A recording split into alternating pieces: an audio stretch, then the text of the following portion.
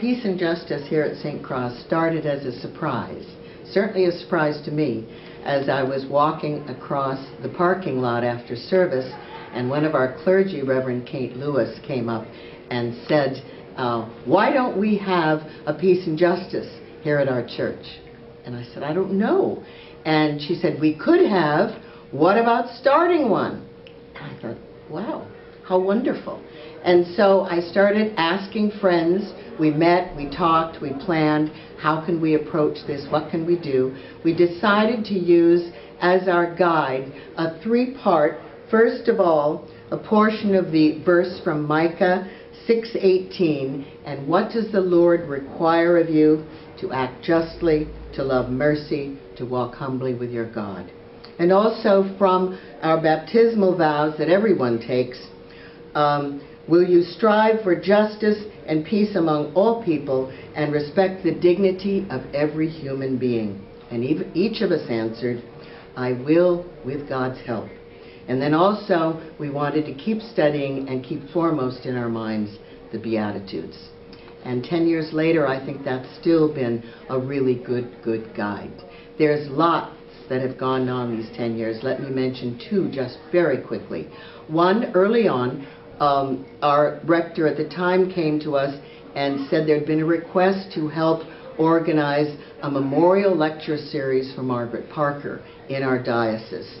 We took that on. We had 3 amazing speakers, and we're still in the process of doing that. So that has been a wonderful benefit, I hope, for the diocese, certainly for all of us here working on it.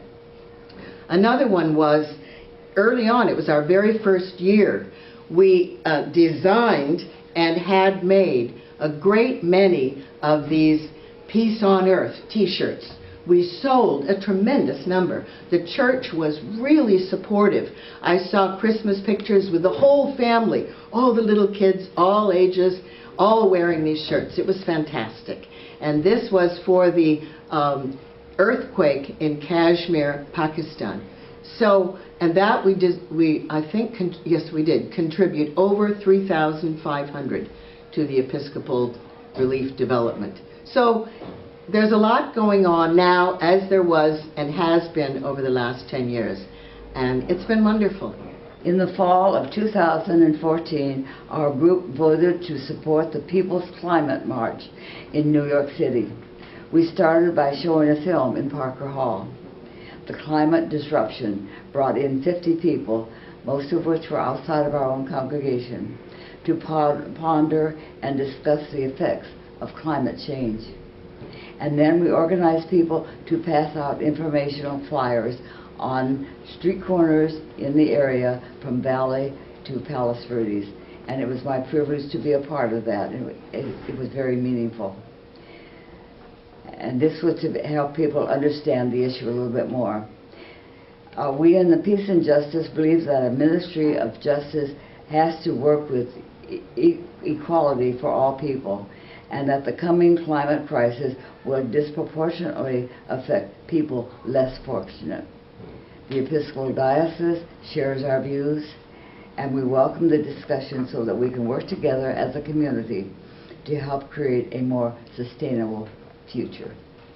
In 2008, a young girl in my Sunday school class, Elise DiPaolo, a 3rd grader, created bracelets that she sold at the Christmas Bazaar. All the profits went to ERD to buy mosquito nets. When she came into class and told the other students, 1st, 2nd, and 3rd graders, what she was doing and why, they didn't understand that you could die from a mosquito bite, and lots of children in Africa were, kids their own age.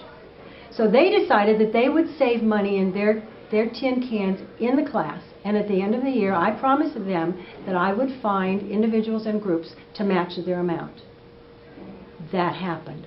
One of those groups was Peace and Justice. Not only did Peace and Justice match it, but as a result of her activities, she was featured in the National Episcopal Life in the United States. What a wonderful way for Peace and Justice and what it stands for to get behind kids in the ideas that they come up with. Peace in the Middle East. Having worked in the Middle East for 5 years in both Israel and Egypt, in the late 70s and early 80s, I saw firsthand two sides of the story. One side was, yes, there were bombs going off in Tel Aviv, put there by the terrorists, but secondly, Arabs and the Israelis were working and living together. When Peace and Justice and ECW together put out the film, and we read the book of the same title, The Lemon Tree, I was very interested. It depicts a Palestinian woman who lived next door to a high-ranking Israeli official. The woman had a lemon grove which her father had planted many, many years before he died. The Israeli official wanted to cut down all the lemon trees due to a security issue. It ended up with the Israeli wife befriending the Palestinian woman. And so I hope that someday there'll be a two-state solution.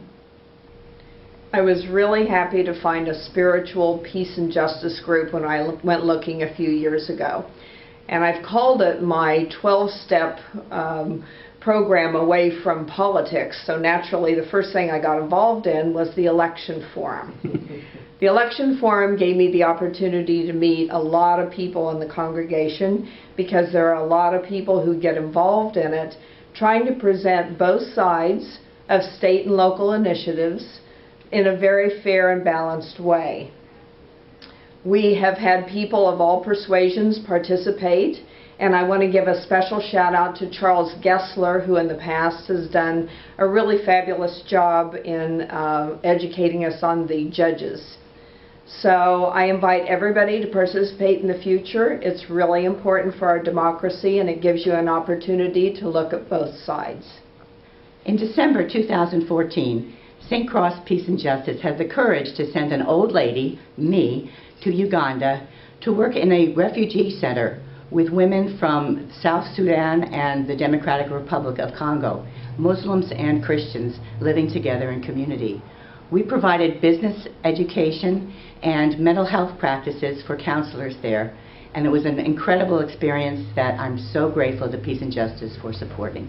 What I love about St. Cross Peace and Justice is a willingness to go beyond charity to advocacy, which is standing in solidarity with those who are hungry or homeless or in prison and asking why. A few years ago, St. Cross Peace and Justice organized an offering of letters sponsored by Bread for the World, which is an ecumenical advocacy organization that organizes congregations to write handwritten letters to our political leaders in Washington, advocating for the kind of world that Jesus would have. The Episcopal Church and St. Cross Peace and Justice have also been involved in advocacy of the Millennium Development Goals. These are 10 goals to end hunger and poverty over the last 15 years. And I'm very excited that we're on the verge of a new 16 Sustainable Development Goals, where not just the Third World, but also the United States will have its own goals to meet.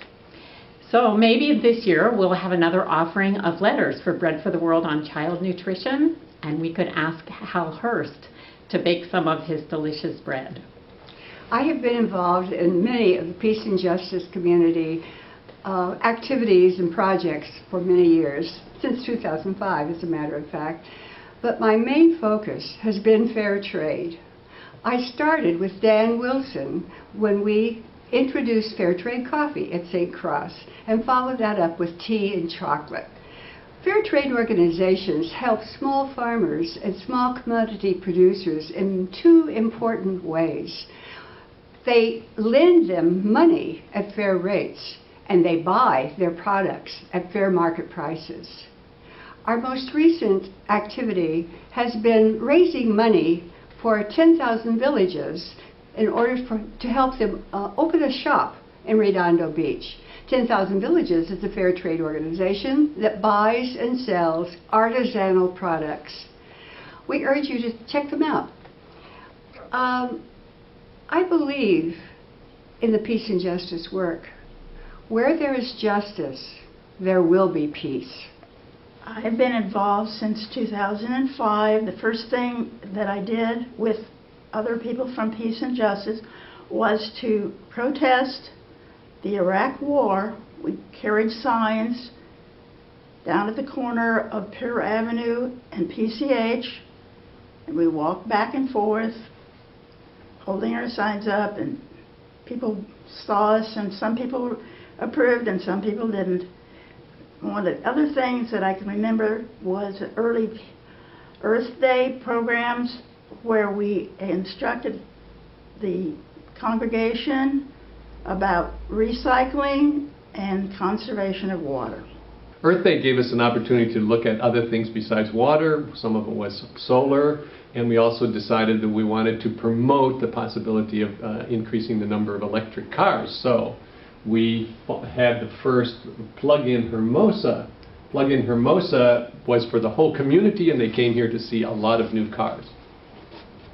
The other thing that I was involved in and would like to talk about is the Episcopal Community Federal Credit Union. It's a wonderful organization because it has funds available for people who do not otherwise have an opportunity to get loans for cars or other things. And this was brought to us by our former rector, Paul Lawson, who is a big promoter of it. And so we have been trying to get other people involved here in putting some of their money for savings into the Episcopal Credit Union, which, as it states on the brochure, is an economic justice ministry of the Diocese of Los Angeles. I'm here to tell you about the Guardian Angel program. Many months ago, the Lutheran Church became very involved in the Guardian Angel program, and they invited us at St. Cross to join them as well. What this program does is helps little children who have come as immigrants across the borders of the United States from Central American countries, especially El Salvador and other countries in Central America. And the reason that they're coming is because many times when girls get to be about 10 years old, people come to their parents and say, "We want your daughters." And what they do is take them and put them into the sex trade. They also come about 12 or 14 and pick the boys, and they're putting them into the drug trade. And when they come to the United States, what was happening was that many of them were being deported quickly. And so the Guardian Angels went to the courts in downtown Los Angeles, and they were there to observe and to make sure that all of the proceedings were followed appropriately so that these children would have a chance to be heard and we would have a chance to protect them. I think all of us, many of us at least, are parents, and we could understand how these parents want their children to be safe and to have peace. Peace and Justice at St. Cross has been such an important ministry for me. We have marched for peace. We have demonstrated on our street corners. We have sponsored and co-sponsored educational forums here for our congregation. We have participated in retreats to help us discern what really touches our heart in the realm of peace and justice and drive our actions. And I really believe that our community here at St. Cross has been stronger over the last 10 years for the work of this group. In January of 2010, there was a devastating earthquake in Haiti. Over 3 million people were affected. Many died, and many lost the use of arms and legs. It was a terrible tragedy, and ERD got involved from the beginning.